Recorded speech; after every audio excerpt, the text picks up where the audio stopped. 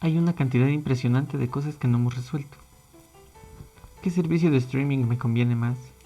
¿Realmente el Reels de Insta es como TikTok o puro choro de las empresas para que volvamos a usar esas apps? ¿Cómo que ya hay nueva temporada en Pull&Bear? ¿Valdrá la pena ver Tenet?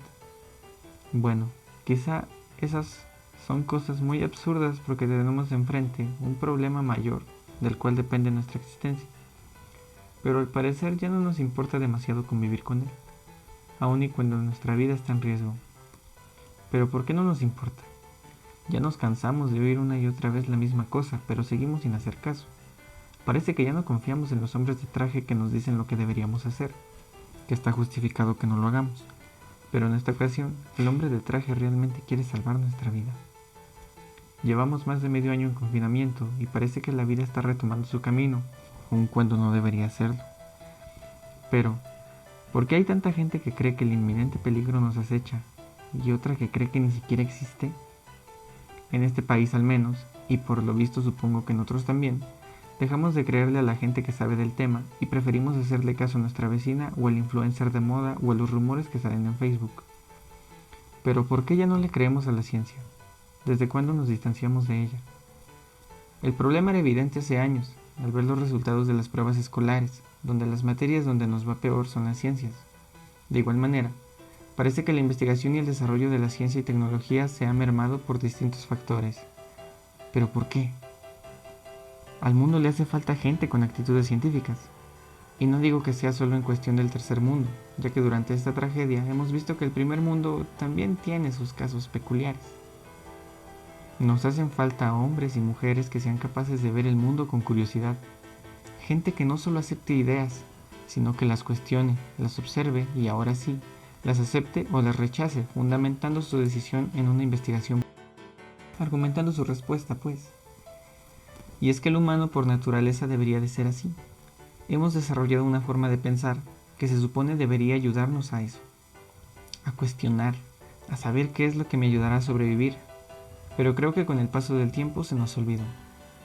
Al empezar a acumular riquezas y comodidades, y al llegar a un modelo de sociedad en el que ya no nos sentimos en la constante necesidad de encontrar maneras de sobrevivir, a la humanidad se le olvidó que debería ser ciencia, se le olvidó que no es el centro del universo, y ahora solo se concentra en ella misma y no le importa nada más. Pero ¿por qué si fuimos capaces de encontrar la manera de evolucionar parece que nos hemos estancado de repente? ¿Cómo sabemos cuando una civilización avanza o retrocede? En el artículo La idea del progreso, menciona que el progreso es cuando una civilización alcanza un grado de supuesta perfección, que para los antiguos pensadores de Occidente se parecía al paraíso terrenal dictado por el cristianismo. Pero en ideas más claras, se define el progreso como el desarrollo de las artes y las ciencias en una civilización, alcanzando un mayor estado de casi perfección en la sociedad. Entonces, cuando una civilización progresa, es cuando dentro de ella se da un aumento en el desarrollo de la ciencia y la tecnología, así como en las artes y en el desarrollo de su sociedad. Por ende, cuando una civilización retrocede, se ve envuelta en conflictos que no permiten el desarrollo de las actividades ya mencionadas, como la guerra, el fanatismo religioso, la corrupción, mala educación, nulo desarrollo de ciencias, etc. Entonces, quizá la clave sea esa, la falta de ciencias. El tener todo a la mano ha convertido al humano en un ser que ya no necesita cuestionarse mucho las cosas, porque ya tenemos quien nos resuelva las dudas y en una cantidad mínima de tiempo. Pero cuando no existió eso, ¿qué hacía el humano para resolver sus dudas? ¿Cuándo comenzó el humano a observar su entorno? ¿Cuándo comenzó el hombre a ser un ente pensante con la capacidad de razonar? ¿Cuándo empezó la ciencia? En un artículo llamado The Origin of Science, el autor plantea que el humano ha sido científico desde el inicio de sus tiempos, porque siempre ha buscado sobrevivir. En el mismo artículo, hay diferentes comentarios que apelan a lo contrario, o que dicen que nunca fuimos científicos hasta que se descubrieron los métodos de razonamiento. Yo en lo particular, creo que desde el momento en el que supimos que ciertos frutos nos podían matar y que ciertos animales no se dejaban acariciar, comenzamos a formarnos cierto razonamiento sin saber siquiera que ya estábamos razonando. Esta manera de pensar se extendió hasta los tiempos de los hombres en blancas túnicas con impresionantes barbas y maneras muy cordiales de hablar, la antigua Grecia y sus filósofos, quienes ya le dieron nombre a estos procesos. El mismo artículo muestra el argumento de que el principio de la ciencia, ya como una disciplina, y la formalidad del método científico, se dio cuando los griegos empezaron a fundamentar las observaciones del mundo que los rodeaba, con fórmulas matemáticas, y así empezaron a hacer ciencia. Creo que es fundamental primero ver algunas definiciones de cosas que ya hemos mencionado hasta el momento. Matemáticas. Son la ciencia deductiva que estudia las propiedades de los entes abstractos, como números, figuras geométricas y símbolos. Ciencia. Conjunto de conocimientos obtenidos mediante la observación y el razonamiento, sistemáticamente estructurados y de los que se deducen principios y leyes generales con capacidad predictiva y comprobables experimentalmente. Semántica. Disciplina que estudia el significado de las unidades lingüísticas y de sus combinaciones para evitar ambigüedades. Filosofía. Tendencia natural que se tiene en la vida hacia la sabiduría, hacia la comprensión de hechos y situaciones. Una vez ocurrida dicha comprensión filosófica, decanta principios, aflora verdades y emite afirmaciones suficientemente representativas con grado de generalización por su trascendencia. Nociología. Expresión de la filosofía que se especializa en el conocimiento como facultad, dimensión y tendencia. Se estudia también la nociología como teoría del conocimiento. Epistemología. Vertiente de la filosofía que se ocupa de los saberes soportados sobre las disciplinas, las ciencias, las prácticas y los oficios. Ciencia. Corresponde al conocimiento de manera progresiva sistemáticamente y se crea en el marco de una disciplina, arte u oficio. La ciencia alude al cuerpo de saberes que progresivamente se genera, las cuales permiten comprender eventos, precisar situaciones y efectuar predicciones. La ciencia corresponde a un conocimiento que, por ser elaborado con propósitos de aplicación y desarrollo, está llamado a ser transformado. Constituye entonces una forma actualizada, permanente de conocimiento, que vive su propia autorregulación, además de su propia anulación, pues la misma ciencia en oportunidades, luego de efectuar afirmaciones en un sentido, cambia radicalmente su pronunciamiento a favor de otras tesis aparentemente contrarias. Toda ciencia tiene un área, toda ciencia tiene ideas, principios y conceptos, toda ciencia tiene logros, toda ciencia tiene método, toda ciencia tiene desarrollos, aplicaciones y efectos, toda ciencia tiene producción intelectual y en consecuencia autores y obras. Toda ciencia tiene ubicación sociocultural.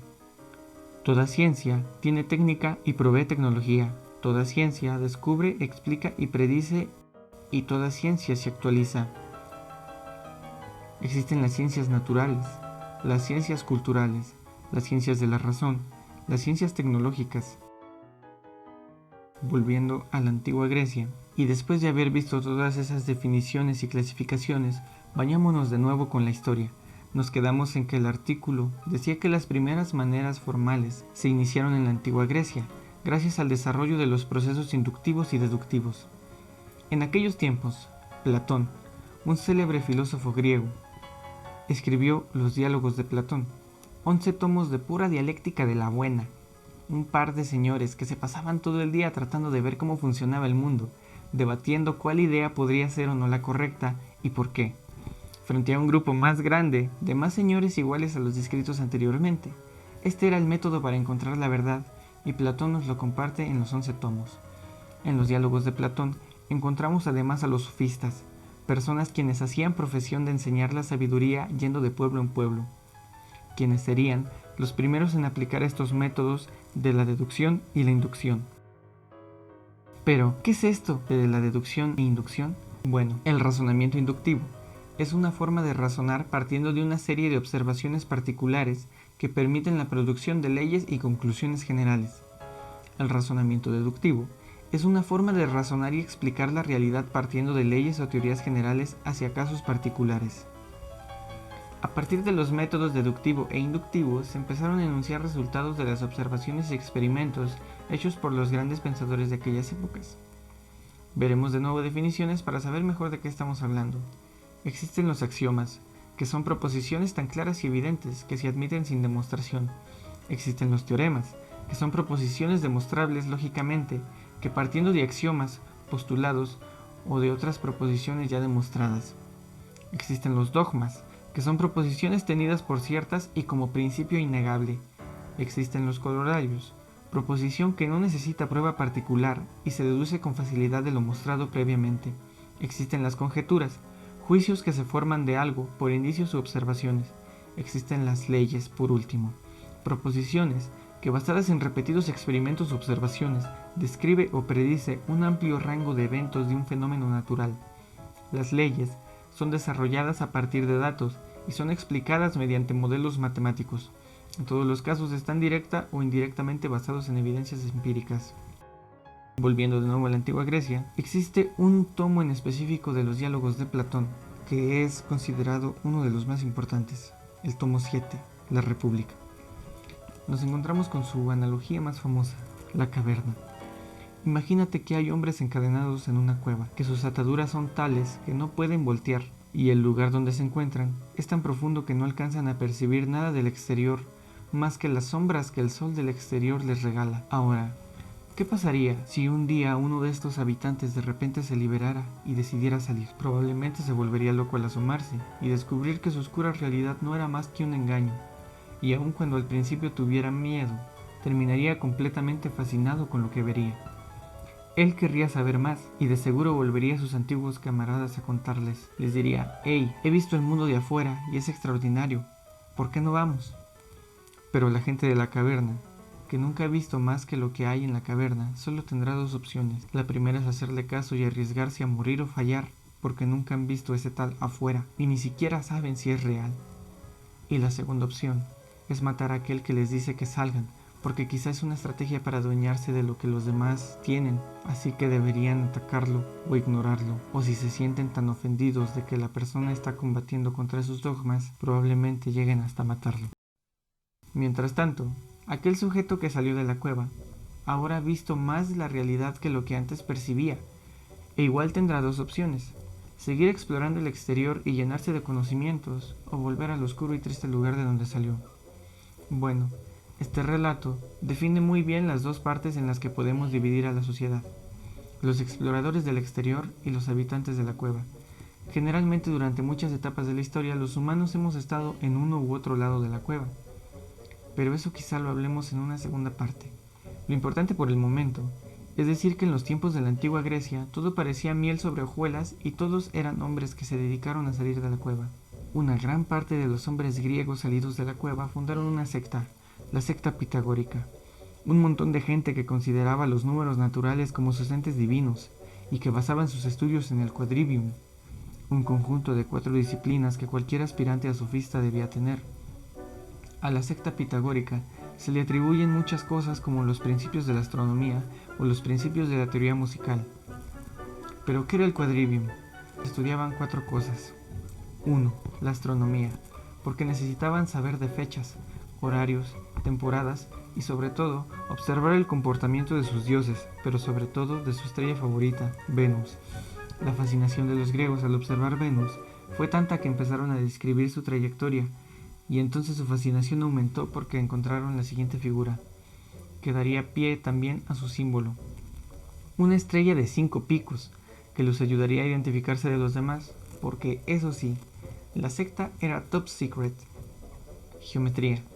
Los griegos debían saber geometría, porque era una ciencia para describir cómo funcionaba el mundo. Les gustaba además aplicar lo que aprendían en otras materias, como la siguiente: aritmética. Los griegos practicaron la aritmética y también desarrollaron avances importantes en ella. Empezaron a observar los números primos y pues ya mencionamos su fanatismo por los números naturales. Y por último, y una muy discutida en el quadrivium, la música. Los griegos consideraban la música como una ciencia debido a su fuerte fundamento matemático al inicio del desarrollo de esta disciplina. Entonces, aritmética, geometría, astronomía y música, aparte de una corriente filosófica muy bien definida. Parecía que los griegos iban que volaban para el desarrollo de las ciencias, hasta que las cosas comenzaron a cambiar un poco cuando el deseo de la expansión romana comenzó. Los romanos se apoderaron de la cultura y conocimientos griegos e iban arrasando con todo a su paso, preservando algunos elementos de las culturas a las que sometían. Durante estas invasiones militares, hubo grupos de sofistas y reconocidos pensadores que se vieron en la necesidad de huir. Una pequeña parte viajó hacia algunas regiones de Asia, pero la mayoría se fue a refugiar a Alejandría, donde fundaron uno de los centros de mayor conocimiento humano en la historia, la Biblioteca de Alejandría. Y parecía que por fin todo estaría bien, hasta que se intentó destruir una vez la biblioteca, pero no pudieron. Luego pasó de nuevo y no pudieron. Y lamentablemente, y para desgracia de todas las personas amantes del conocimiento en aquella época, la tercera fue la vencida. Destrozaron años de conocimiento de la mente de los mejores pensadores. Y no solo eso. Cuando se dio la destrucción de la biblioteca de Alejandría, simultáneamente ocurría la muerte de Hipatia, quien fuera la primera mujer científica de la historia, directora de la escuela platónica, así como también la encargada de la biblioteca de Alejandría, quien se habría propuesto fundamentar con inducción matemática lo que se había descubierto anteriormente. Se dice que Hipatia fue torturada enfrente del pueblo por sus ideas. La biblioteca de Alejandría fue destrozada. Un triste final para el tan prometedor inicio que se había tenido en las ciencias en el periodo de los pensadores griegos clásicos. Un claro ejemplo de cómo la gente de la cueva no quiso salir a explorar, de cómo eligieron mejor quedarse donde estaban, en la oscuridad de la cueva. Este suceso dio inicio al oscurantismo, casi 1500 años de un avance lentísimo en las ciencias.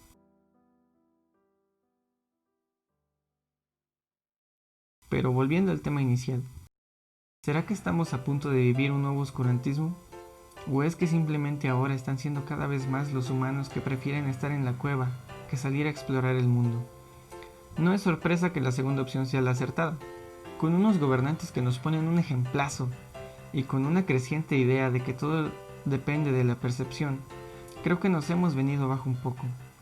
Sí, quizá ya no es necesario descubrir más porque pues ya vivimos bien. Y supuestamente hemos desarrollado sociedades íntegras, donde sobrevivir no supone un reto tan difícil. Supuestamente. Pero ¿a poco no estaría chido curar el cáncer? O algo más actual. ¿No estaría genial eliminar el COVID? O quizá empezar por cosas más pequeñas. ¿No sería excelente empezar a desarrollar nuevos métodos de producción, más ecológicos para cuidar el ambiente y dejar de consumir tantas tonterías innecesarias?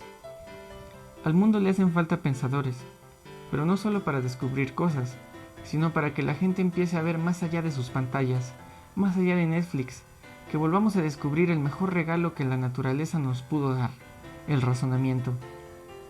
Provocar un segundo renacimiento estaría genial, pero no podemos hacerlo si no dejamos de perder el tiempo viendo fotos de gente que ni conocemos consumiendo productos que no podemos pagar en países que difícilmente podremos visitar si solo estamos viendo a esas personas todo el día.